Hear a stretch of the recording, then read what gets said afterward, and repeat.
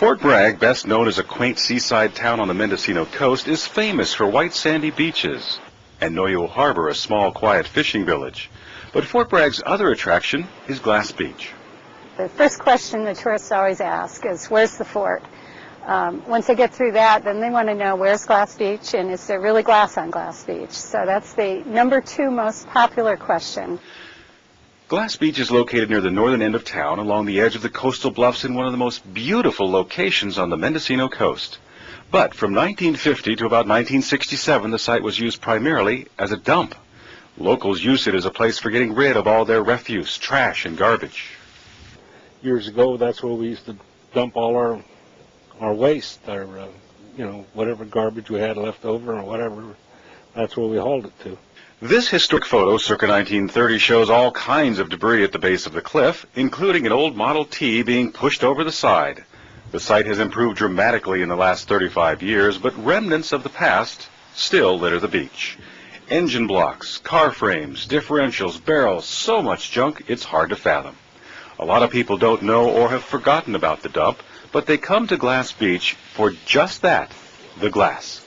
Because after nearly 4 decades of the ocean surging, grinding, and swirling all of that junk and glass, the broken shards have been reduced to little rounded pebbles of various colors and shapes. Now it's somewhat of a tourist attraction and certainly a sight to see. It's a very restricted envelope. There are wetlands on the south side. There are at least 1 and possibly 2 archaeological sites, and the rare and endangered plants are on the north and west. Locals and tourists scavenge through the glass pebbles, collecting them on a daily basis for either souvenirs or for unique shapes to use in local arts and crafts. But now, realizing the site is one of the last parcels of undeveloped land in Fort Bragg, and probably the entire North Coast, there's a huge effort underway to clean it, restore indigenous plants and wildlife, and make it public land. For a community that is laid out and actually lives right next door to the ocean, this is one of only 2 places where people can actually access the ocean, actually get to the water that are within the city limits. So it's a very, very important project for us. The wetlands, the natural resources, the bluff, coastal prairie, the area in its own right has a number of endangered species. The Blennosperma, which is a California state listed yellow flower that you'll see in the early spring, blooms all over it. And so protecting that, I think, is extremely important, and we value that aspect of it. But I think we're also valuing principally the public access. McCarraker State Park is located just across Pudding Creek, immediately north of Glass Beach. It will also connect the city of Fort Bragg to McCarraker State Park, and sort of bring the park into the town once the Pudding Creek Trestle Bridge gets open for pedestrian traffic. And that's really sort of an exceptional thing for us to have in this town.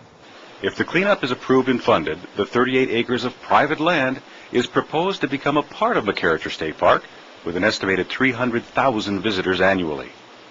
So much of the coastline is in private hands that it's really important that we can take these opportunities now. Glass Beach would form sort of the gateway to McCarraker State Park, being contiguous with the city and contiguous with McCarraker State Park. Very popular and attractive features here to the general public already, as you can see from the people who are here today. Locals say in the old days, when the dump was in operation, the trash at Glass Beach was burned every day. They don't understand all the lead and everything else that was melted out, all the parts and pieces it all landed on the beach. The Waste Board is proposing to clean the bluffs, part of the plateau, and any ravines leading to the ocean that have been filled with years of debris and ash. The former main disposal areas include 2 distinct tipping pads where these concrete walls now stand. Each tipping area contains a concrete pad and a head wall, extending from the edge of the bluffs to the floor of the beach. Both of these will be removed, beginning the transition to restoring the beach's original beauty. Some illegal dumping has already occurred at the northeast corner of the property, but the current property owner has agreed to pay to clean that site, which includes concrete and wood debris. The California Coastal Conservancy has been working for 12 years on this project, and they'll be the lead in buying Glass Beach on behalf of the California Department of Parks and Recreation.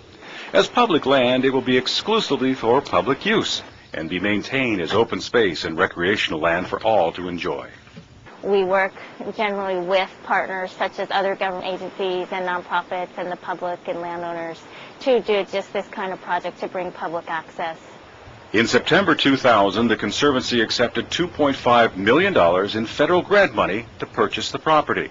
Federal funds can only be used for scenic or wildlife corridor acquisition or protection, so Glass Beach fits the bill perfectly. Unfortunately, the federal grant is due to expire in May 2003, which means time is of the essence.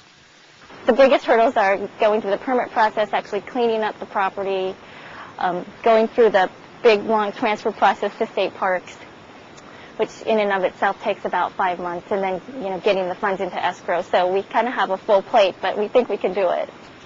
The Conservancy will match at least 11.5% of the total price, or about $263,000. The board is being asked to fund the cleanup at $750,000.